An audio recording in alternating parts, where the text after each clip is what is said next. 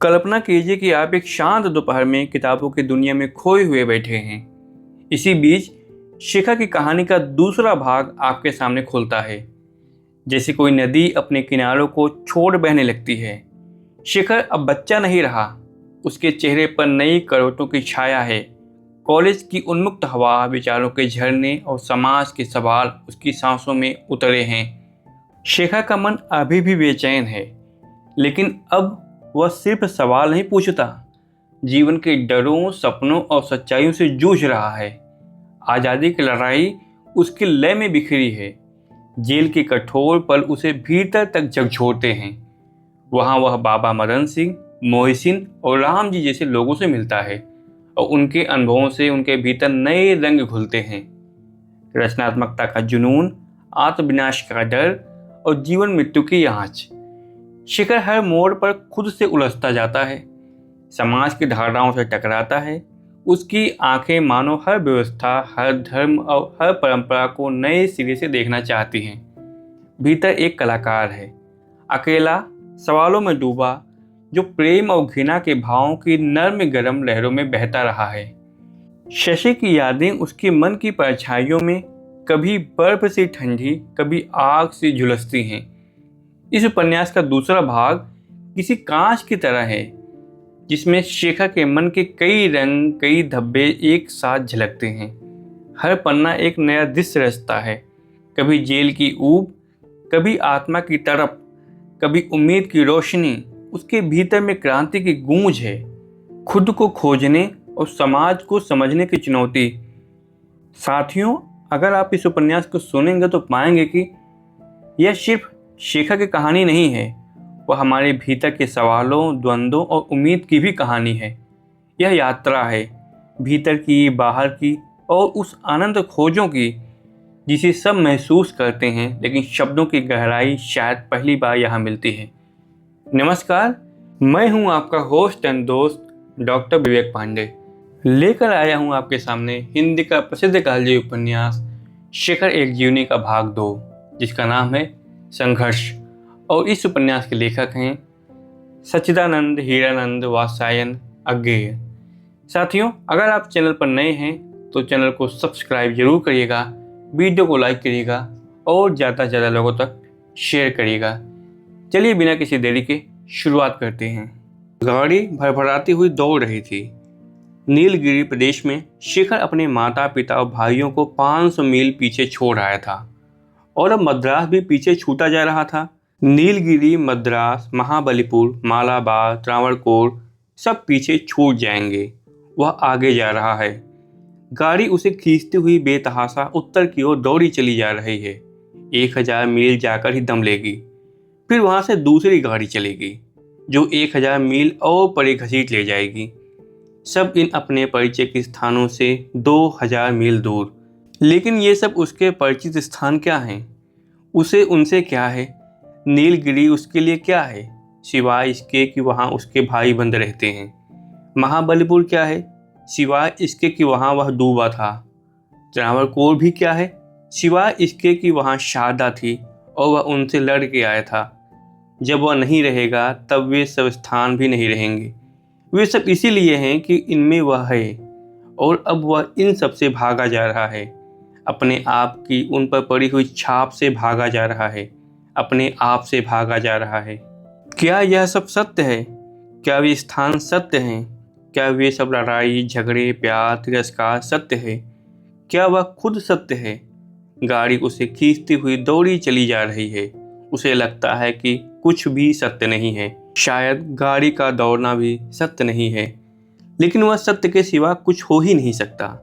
शिखर अपनी पराजय से भाग रहा है, अपने दर्द से भाग रहा है। वह बेवकूफ़ है। वह जीवन से भागने की मूर्खता भरी कोशिश कर रहा है। जीवन से भागकर वह कहाँ जाएगा? जो युद्ध मुख से भागता है, अपनी पराजय से भागता है, उसके लिए कदम कदम पर और युद्ध हैं और अब पराजय है। तब तक कि वह जान न ले कि अब और भागना नहीं है, टिक कर लड़ने ना लगे। जीवन से भागना, आगे और जीवन है। जीवन तो रुक नहीं सकता, उसका तो विस्तार समाप्त नहीं हो सकता। होने दो। मद्रास 1000 मील पीछे रह जाएगा, पंजाब 1000 मील आगे है और वहाँ नया जीवन है, और विद्यावती भी तो है, और शशि है। गाड़ी का शोर समुद्र के गर्जन की तरह है। समुद्र, लेकिन यह गर्जन उसे समुद्र से परे खींच लिया जा रहा है। परे, कद के लंबे तगड़े, रंग के गोरे, देखने में सुंदर और सुनने में समर्थ जचने वाले पंजाबी लोग। शेखर ने उनकी आंखों से आंखों मिलाकर देखा। वे हटती नहीं है, न डर से और न अर्थहीन बिने से। और उसने सोचा, ये आदमी मर्द हैं, इनके साथ काम हो सकेगा। लड़ाई झगड़े में कंधे से कंधा मिलाकर भिड़ा सकेंगे। वह लड़ाई से भाग कर आया था, थका हुआ था, इसीलिए वह इस समय अपने में रण तत्परता नहीं पाता था, तनाव नहीं पाता था। उसने मानो अपना कवच ढीला कर दिया था और सुस्ता रहा था। सोया वह नहीं था, आंखें खुली हुई थी, लेकिन खड़ग हस्त भी वह नहीं रहता था। वह सिर्फ देख रहा था। उसकी आंखों में सिर्फ पहचानने की चेष्टा का खुला भाव था, न दोस्ती का खिंचाव, न दुश्मनी का संकोच। और उसने इस नए प्रदेश के लोगों को 2 वर्ष बाद फिर देखकर सोचा, ये आदमी मर्द हैं, इनके साथ काम हो सकेगा।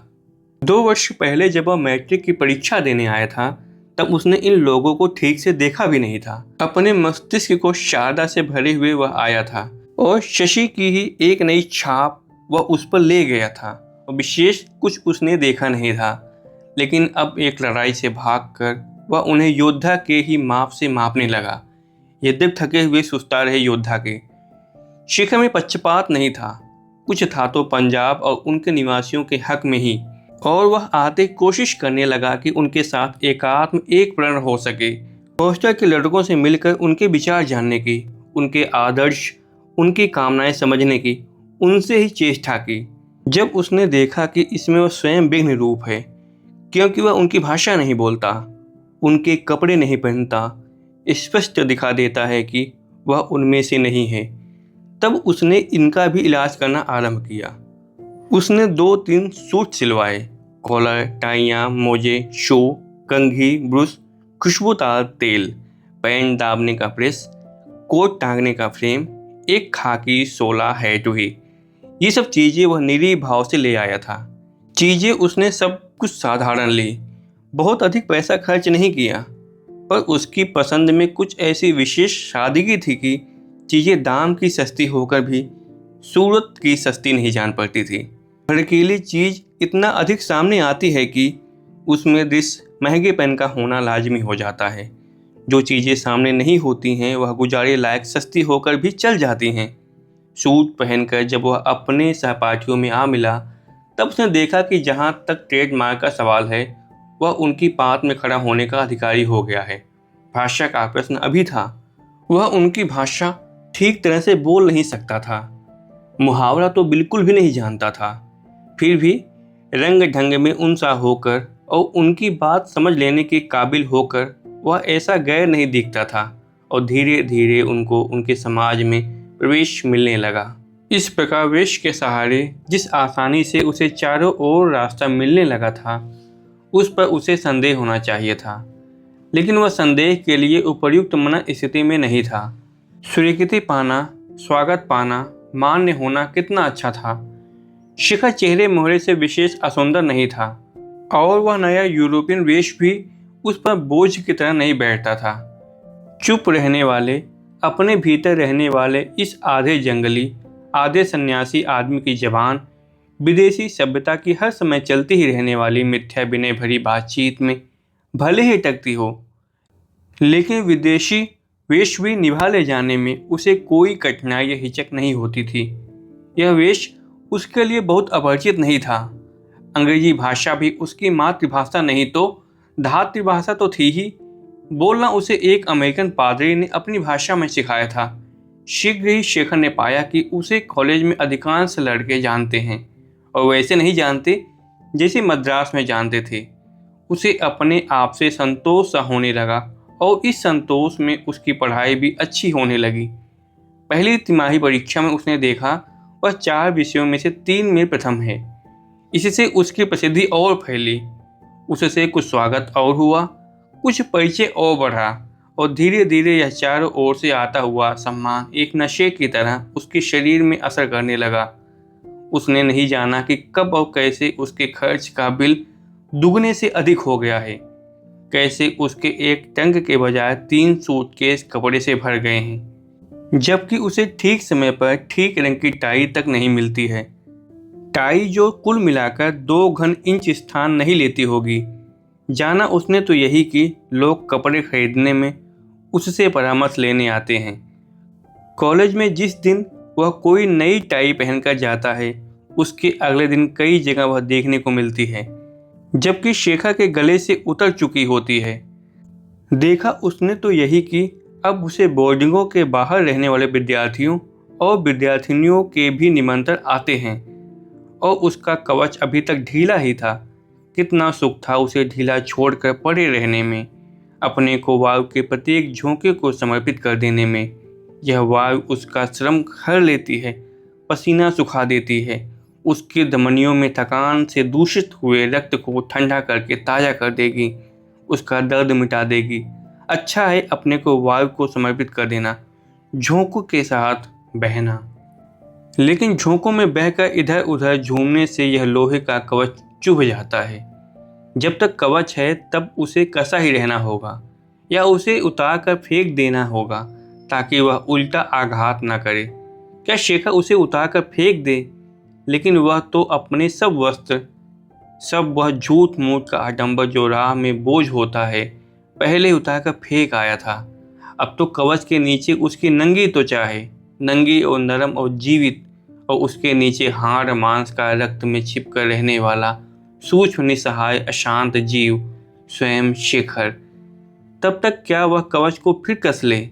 लेकिन लड़ाई से हटकर नदी तट पर पड़ी हुई नाव में कवच ढीला करके पड़े रहना कितना सुखद है। वायु के प्रत्येक झोंकों पर उठना और गिरना मानो वह एक झूला हो। जिस सारे समाज में शेखर ने प्रवेश पा लिया था, अब वह जानने लगा कि वह समाज कई अलग अलग टुकड़ियों में विभक्त है। हॉस्टलों के छात्रों में तो वह इस तरह की टुकड़ियां नहीं देख पाया। वहाँ तो या धन के हिसाब से वर्गीकरण था या बुद्धि के हिसाब से। लेकिन बाहर के जिन लोगों से परिचय उसने पाया था, वहाँ की बात और थी। कभी उसे लगता कि ये टुकड़ियाँ सिद्धांतों के आश्रय बनी हैं, क्योंकि किसी एक में वह प्लेटो को आदर्श रूप में पूजते हुए पाता तो दूसरे में शोपेनहावर को, किसी में स्टोइक मत पर बहस होती हुई पाता तो किसी में हिडोनिज्म की चर्चा। कभी उसे लगता कि यह दलबंदी अपने अपने व्यसन विशेष का समर्थन करने के लिए ही है। शेखर ने अपने को धीरे धीरे 2 विभिन्न टुकड़ियों में घनिष्ठ होते हुए पाया। स्वभाव से ये दोनों टुकड़ियाँ एक दूसरे से काफ़ी भिन्न थीं, लेकिन शेखर का अपना अंतर्विरोध ऐसा था कि वह दोनों में ही आगे आगे बढ़ता जा रहा था। पहली टुकड़ी के अधिकांश सदस्य शेखर के साथ ही छात्रावास में रहते थे। इस छात्रावास में, जिसमें शेखर अपने पहले स्थान से इसीलिए आ गया था कि यहाँ उसे छात्र समुदाय के उन्नत अंग से मिलने की आशा थी। प्रायः अच्छी हैसियत वालों के बेटे रहते थे, और कॉलेज में नाम भी अधिक वहीं का सुनने में आता था, क्योंकि खेलों में हॉकी, फुटबॉल, टेनिस आदि में और सभा सोसाइटी में बहस मुबाहिसे में यहीं के लड़के प्रमुख रूप से भाग लेते थे। या यूँ कह लें कि ऐसे छात्रों को इस बोर्डिंग में विशेष स्थान मिलता था। साथ वाले कमरे में नित्य शाम को हंसी सुनकर एक दिन शेखर भीतर गया था। तभी से इस टुकड़ी से उसका परिचय हो गया था। कमरा इस दल के प्रमुख सदस्य चतुर्सेन का था, जिसे किसी ने देशी भाषा में बात करते नहीं सुना, और केवल इसी बूते पर बोर्डिंग के 3 मॉनिटरों में से एक था। वहाँ पर नित्य उसके साथियों का आना जाना होता था, जिन्हें पहले दिन परिचय के समय तो शेखर ने नरेंद्र, भूपेंद्र और मोती के नाम से जाना, लेकिन दूसरे दिन से क्रमशः कालू, भोपू, पपी नाम से पहचानने लगा। इस दल में किसी को पूरा नाम लेकर बुलाना पाप समझा जाता था, तकल्लुफ था। हम लोग तकल्लुफ नहीं चाहते। आदमी आदमी के सीधे संबंध में वह विघ्न था।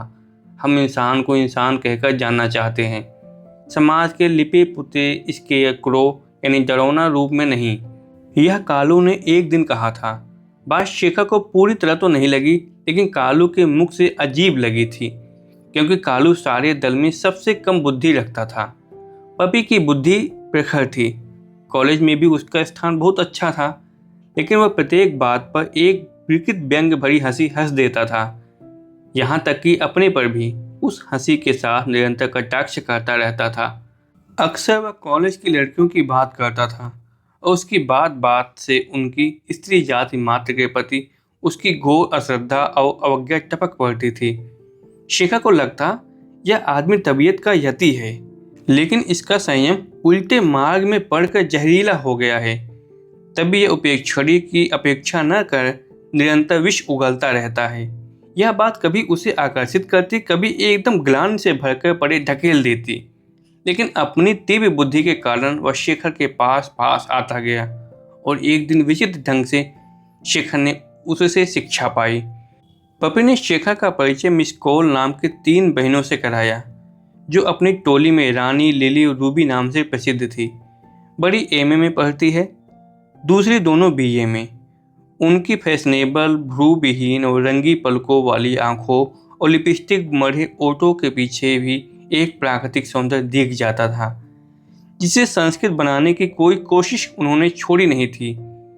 एक बार मिलने के बाद जब शेखर उनकी युद्ध पीड़ित प्रबुद्ध वर्ग सी उपराम बातचीत सुनकर यह सोचता हुआ बाहर निकला था कि इतने उपराम के साथ रंग और लिपस्टिक का निबाह कैसे होता है, तब वह अनजाने में यह प्रश्न जोर से कर गया था। पपी ने पूछा, कौन सबसे ज़्यादा उपराम लगी तुम्हें? शेखर ने कहा, कह नहीं सकता, लेकिन रूबी शायद। अरे भाई, नाम मुझे याद नहीं रहते, मैं तो उनकी अलग अलग सेंट की बू से उन्हें पहचानता हूँ। शेखर थोड़ा सा मुस्कुराया। उसका परिष्कार इतना हो गया था कि इस ढंग की बातचीत में रस ले सके, यद्यपि स्वयं कह नहीं सकता था। बोला, मैं तो अभी इतना पारखी हुआ नहीं। पपी ने कहा, अच्छा ही है। अरे, एक दिन तो गजब हो गया था। मैंने ऐसी बात कालू से कही थी। उस बदमाश ने एक दिन चुपचाप उनकी सेंट परस्पर बदल दी। उसके बाद हम सब मिलकर सिनेमा गए। वहाँ से लौटते समय मैं तो पहचान नहीं सका कि कौन कौन है। कालू को आते देखकर पपी चुप हो गया, लेकिन कालू ने बात सुन ली थी। बोला, हाँ हाँ, पूरी बात कहो ना, रुक क्यों गए? बात यह हुई कि हम लोग एक झुरमुट में से होकर आ रहे थे। अंधेरे का फायदा उठाकर पपी ने रूबी का हाथ पकड़ा तो उसे झटक कर कहा, हाउ डेयर यू पपी। खबरदार पपी। बेचारे लगे माफिया मांगने। तब लिली खिलखिलाकर हंसने लगी, झूठे कहीं के, अपनी ही तो कहो, 2 ही दिन में भूल गए। लिली तो तुम्हारी हिमाकत पर। कब की बात है? शेखर मुस्कुराते हुए यह पूछा। अरे, परसों की। लेकिन पपी के बीच में ही टोक कर कालू ने कहा, भाई सच तो यह है कि आजकल किसी को भी पहचानना मुश्किल है। चैटर चतुसेन अपने नाम का उच्चारण ऐसे ही करता था। एक दिन बहुत चालाक बन रहा था, कहता था कि पहचान तो लिपस्टिक के स्वाद से ही होता है। पर शिखा को कुछ ग्लानि हुई। स्त्रियों और उनकी चाल ढाल के बारे में मजाक वह सुन लेता था, लेकिन उन चेष्टाओं का मजाक उसे अभी तक बुरा लगता था जिसे वह प्रेम का अंग समझता था। प्रेम वेम कुछ नहीं है, शरीर है और बुद्धि है। एक शरीर को पकड़ता है और एक पैसे को, बस यही तो प्रेम है। यह दृष्टिकोण उसका नहीं बन पाया था। वह अलग हो गया और सोचने लगा, परसों रात को ये सब लोग बोर्डिंग में नहीं थे। स्वयं चतुसेन ने 9:30 बजे हाजिरी ली थी, तब सिनेमा कैसे गए? और यह प्रश्न उसके मन से नहीं निकला। वह बिना जाने ही रात की हाजिरी के बाद इन सब लोगों पर पहरा देने लगा। तीसरी रात उसने देखा कि हाजिरी के बाद पिछली सीढ़ियों से चारों मित्र उतरे हैं और उनके पीछे पीछे बोर्डिंग का एक नौजवान नौकर भी। नौकर उन्हें बाहर निकालकर दरवाज़ा बंद करने को ही था कि शिखर ने जल्दी से कहा, काम है चतुर बाबू से, और बाहर निकल गया। नौकर ने अपने हाथ की बोतल छिपा ली। यह चेष्टा भी शेखर ने देखी है। 11:30 बजे शेखर लौट आया।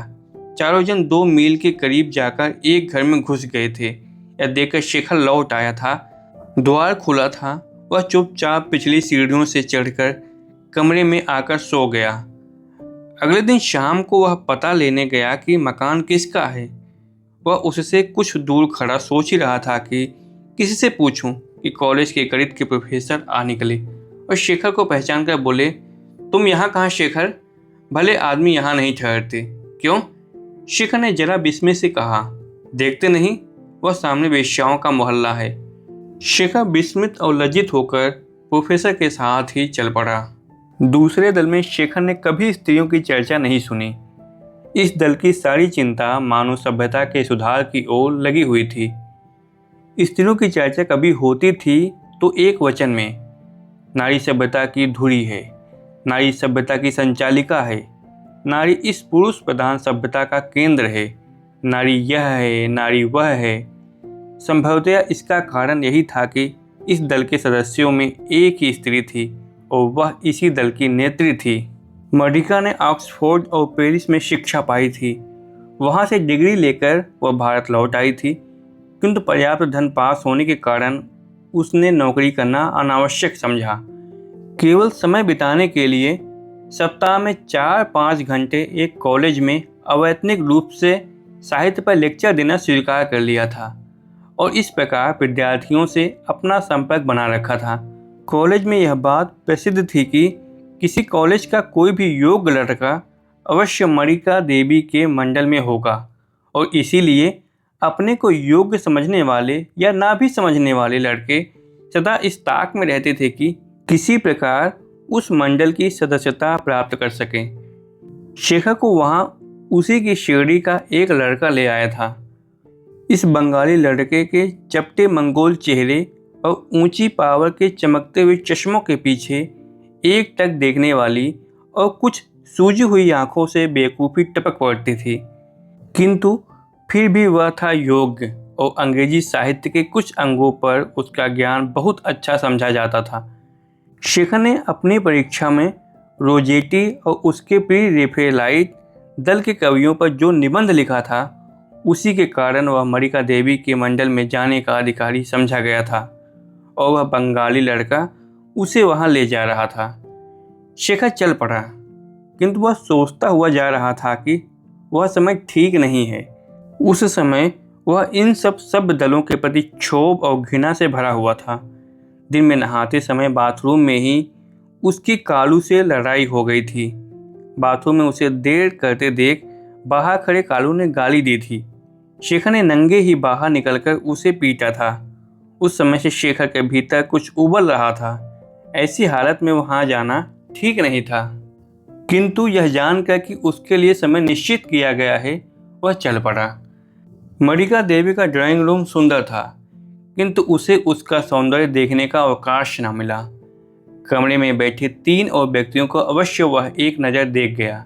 सोफे पर लेटी हुई मरिका ने शेखर को और उसके साथी को प्रवेश करते देख साथी पर आंख टिकाकर पूछा, हेलो रसगुल्ला, यही तुम्हारे मित्र हैं? शेखर ने चौंक कर अपने साथी की ओर देखा। हाँ, ठीक तो हैं रसगुल्ला। इस सोफे पर लेटी हुई दुबली औरत की तीखी जबान और उसके द्वारा चुने हुए नामों की उपयुक्तता पर वह एक हल्की सी मुस्कुराहट रोक नहीं सका। रसगुल्ला, एक बार यह नाम सुनकर मानो यह कल्पना करना कठिन हो गया कि इस आदमी का दूसरा भी कुछ नाम हो सकता है।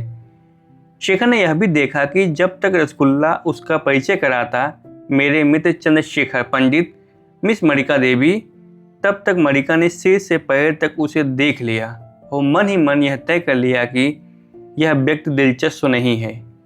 मरिका ने बाँह फैलाकर कुर्सी दिखाते हुए कहा, बैठिए, आप सिगरेट पीते हैं? 2 अंगुलियों से अखरोट की लकड़ी का कामदार डिब्बा उसने शेखर की ओर सरका दिया। धन्यवाद, मैं नहीं पीता। मरिका के दाईं ओर बैठे एक मोटे से गुलाबी नाक वाले एंग्लो इंडियन व्यक्ति ने कहा, मिस मोनिका, यह क्यों? वह दीजिए ना इन्हें। दीक्षित कीजिए। और एक गिलास शेखर के पास रखकर पुकारा, बेरा। शेखर ने उसके हाथ के इशारे का अनुसरण करते हुए देखा। मरिका के पास एक साइड टेबल पर एक ट्रे में 2 बोतलें और 2 एक छोटे बड़े गिलास पड़े हैं। धन्यवाद। नहीं, अरे आप नहीं पीते? यह तो यहाँ नहीं चलने का। मैं तो पिए बिना नहीं रुकता। और सभ्यता? मरिका ने कुछ रुखाई से कहा। सभ्यता तो बख्श दीजिए, भले आदमी। रसगुल्ले ने कहा, मैथ्यूस तो हमेशा यही कहता है कि शराब छोड़ने से ग्रीक सभ्यता बर्बाद हुई। जब तक ग्रीक लोग पीते रहे, बने रहे। बेरा चाय ले आया था। अब तक चुप बैठे हुए व्यक्तियों में से एक ने पूछा, चाय तो आप पीते होंगे मिस्टर पंडित? नहीं, मैं नहीं पीता। प्रश्न में एक हल्का सा व्यंग था, जिससे शेखर झल्ला सा उठा। बोला, इतना ही नहीं, मुझे इस पर भी आपत्ति है कि आप यह प्रश्न भी करें। चाय तो आप पीते हैं, सिगरेट तो आप पीते हैं, शराब तो आप पीते हैं। मानव सभ्यता की कसौटी ही यह प्रश्न है कि आप पीते हैं। मलिका के चेहरे पर पहली बार कुछ दिलचस्पी दिखी। उसने कहा, खूब पंडित, आज पहली अक्ल की बात सुनने में आई है। मैथ्यूज ने कुछ दृश्य कहा।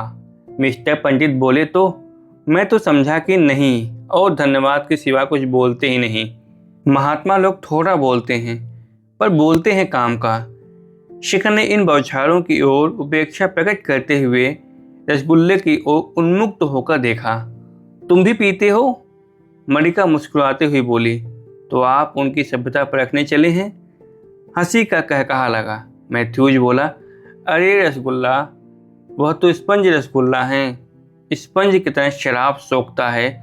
और अपने श्लेष व्यंग पर स्वयं ही हंस दिया। शिखर ने कहा, पंजाब का विद्यार्थी, जीवन इतना पतित है मैं नहीं जानता था। मैं समझता था हट्टे कट्टे शरीर के लोगों में कुछ सार होगा, पर सब सड़े हुए हैं। सड़े हुए, एकदम से सड़े हुए हैं। पालतू सुनहली मछलियों के रंगीन जल से भरे पात्र में एक केकड़ा घुस आए, तब मछलियों की जो हालत होती है वही इस गोष्ठी की हुई है। बहुत जल्दी ही सब उठकर चल दिए और अपने को अकेले मलिका के सामने पाकर शेखर भी विदा लेने को उठ खड़ा हुआ। मलिका ने भी उठते हुए कहा, आपसे मिलकर मुझे खुशी हुई। और इस साधारण शिष्टाचार का वैसा ही उत्तर शेखर देने वाला था कि वह आगे कह गई, मेरे यहाँ आने वाले लोगों में बुद्धि तो है, पर चरित्र नहीं है। इसके लिए मुझे दुख हुआ। हमारे दांत तो बड़े बड़े हैं, पर आते नहीं हैं। कोर बहुत बड़ा ले लेते हैं, पर पचा नहीं सकते। आपको खाने में अनिच्छा दिखता है, लेकिन सिस्टम ठीक ठाक है। क्षण भर रुक कर वह फिर से बोली, सचमुच मुझे खुशी हुई आपसे मिलकर। इस बार स्वर में शिष्टाचार नहीं, सत्य था। शेखर ने हल्की सी कृतज्ञता से कहा, नमस्कार। ऐसे नहीं, कहकर मलिका ने हाथ बढ़ाया। शेखर ने हाथ मिलाया। मलिका बोली, फिर अवश्य आना, जॉन दी बैप्टिस्ट। शेखर को नाम अच्छा लगा, जॉन दी बैप्टिस्ट। इसमें अवश्य इस आधे पागल पैगंबर की सी रूखी सद्भावना थी। और मलिका के हाथ का दबाव भी अच्छा था, उसमें वात्सल्य था। वह मानव पुरुष का हाथ था। मलिका के चरित्र में एक विचित्र करुणा थी, जिसे देखकर झल्लाहट भी होती थी, दया भी आती थी और थोड़ा सा आदर भाव भी होता था, जिसके कारण शेखर 3-4 बार उसके घर गया। प्रति बार वह कुछ अधिक प्रभावित हुआ, बहुत अधिक खिन्न होकर आता था। मलिका में प्रखर प्रतिभा थी, किंतु उसकी संयत रखने की दृढ़ता न थी, पर साथ ही अपने में दृढ़ता न होने की करुणा और उत्ताप भरा ज्ञान भी था, जिसके कारण उस पर क्रुद्ध होना सहल नहीं था। पहली मुलाकात के बाद एक दिन तीसरे पहर शेखर ने मलिका से चाय का निमंत्रण पाया था, जिसमें शिष्टाचार के निमंत्रण वाक्य के आगे लिखा था, उस समय कोई अवांछनीय व्यक्ति नहीं होंगे, आप निश्चिंत रहें। और उस दिन शेखर ने जाना कि मलिका का ज्ञान कितना गहरा और शक्ति कितनी कम है। यद्यपि ज्ञान ही को शक्ति कहा गया है। 2-3 बार और भी शेखर निमंत्रित होकर गया, कभी भी उसने किसी अन्य व्यक्तियों को उपस्थित न पाया। उसके बाद उसका परिचय ऐसे हो गया कि वह बिना बुलाए भी बेधड़क जा सके। एक दिन खाना खाकर शेखर घूमने निकला तो उसके मन में हुआ कि वह मलिका से मिल आए। वहाँ बिलाती रीति रिवाज का पालन होता है, तब डिनर के बाद बातचीत के लिए जाने में कोई अनुचित नहीं। यह सोचकर वह कोठी पर जा पहुँचा। बाहर ही उसे मैथ्यूज मिला। उसे अच्छा नहीं लगा। मैथ्यूज भी इस आकस्मिक मिलन से प्रसन्न नहीं हुआ। शेखर ने ड्राइंग रूम का द्वार खटखटाया, फिर से खटखटाया, फिर भीतर चला गया। ड्राइंग रूम खाली था। आगे डाइनिंग रूम के द्वार भी खुला हुआ था। मेज पर जूठे बर्तन पड़े थे, किंतु कमरे में कोई नहीं था। शेखर क्षण भर असमंजस में खड़ा रहा, फिर ड्राइंग रूम में एक कुर्सी पर बैठा और तत्काल उठ खड़ा हुआ। सामने ड्राइंग रूम के कोने की तरफ धीमे प्रकाश में नीले सोफे पर एक अस्त व्यस्त नीली साड़ी पहने मरिका लेटी हुई थी। एक नंगी बांह लटक कर फर्श पर टिकी थी। शिखर ने पुकार कर कहा, क्या हुआ? आपका स्वास्थ्य तो ठीक है? फिर पास जाकर दोबारा पूछा, क्या बात है मिस मरिका? मरिका की पलकें अनिश्चय सी कांपी, फिर खुल गई। क्षण भर शेखर के चेहरे पर स्थिर रहकर फिर झिप गई। एक बार फिर वे खुली। उन्हें खोलने का प्रयास मुख पर एकदम से झलक गया और तब मरिका ने कहा, शेखर, ओह। एक बार उठने को प्रयास किया, हार गई। फिर मानो हताश सी होकर बोली, Shekhar, I am dead drunk. मैं नशे में धुत हूँ। वह मैथ्यूज कुछ लाया था। इतनी तेज शराब मैंने पहले कभी नहीं पी। मैं नहीं जानती थी, बदमाश कहीं का। मैथ्यूज लाया था? आपने पी क्यों? शेखर कुछ सोच नहीं सका कि क्या कहे। पी, मैंने पी। मरिका हंसी। मेरी हंसी बेहुदा है ना? मैं जानती हूँ। I am feeling stupid. मैं होश में नहीं हूँ। कुछ रुक कर वह किताब उठाकर देना चाहती थी, नीली जिंद वाली, और लैंप इधर खींच देना चाहती थी। शिखर ने वैसा ही कर दिया। मरिका ने किताब लेकर कांपते हाथों से खोली और उंगली से एक जगह बताते हुए कहा, यह कविता तुमने पढ़ी है? शिखर ने विस्मय और संभ्रांत में एक पुस्तक उसके हाथ से ले ली। वो अरमना सा पढ़ने लगा। जोर से पढ़ो, मैं भी तो सुनूंगी। My candle burn at both ends, it will not last the night. Shikhar चुप सा हो गया। आगे पढ़ो। पीड़ित स्वर में शेखर ने कहा, मुझे क्षमा करें, इसमें और पढ़ने की इच्छा नहीं है। इच्छा नहीं है? क्यों? पर तुम ठीक कहते हो। तुम्हें मुझ पर दया आती है ना? शेखर ने तत्काल उत्तर नहीं दिया। लेकिन मैं कहती हूँ। आवेश में मरिका उठ बैठी। फिर गलती करते हो, और तुम बिना बुलाए क्यों आए? चले जाओ।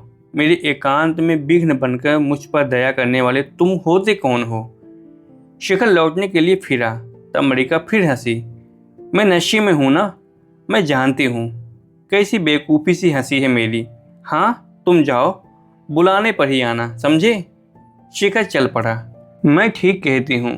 Burn at both and. शरीर इसी के काबिल है, इसी के काबिल। तुम मूर्ख हो, मूर्ख, मेरे जान दी बेवटिस्ट। बाहर शेखर को याद आ रहा था। एक दिन पहले बात बात में मरिका ने पूछा था, आपको कोई शौक है? और उसने यूं ही कह दिया था, मुझे चित्त संग्रह करने का शौक है। कितना अरुचिकर, कोई जीव नहीं। शेखर ने बताया कि बहुत पहले उसे पशु पंक्षी पालने या तितलियों पकड़ने का शौक था। अब नहीं रहा। बस आई कलेक्ट मेन। मैं तो पुरुषों का संग्रह करती हूँ। कैसे कैसे अजीब नमूने होते हैं। लेकिन एकाएक उसका स्वर ऊब और थकान से भर गया था।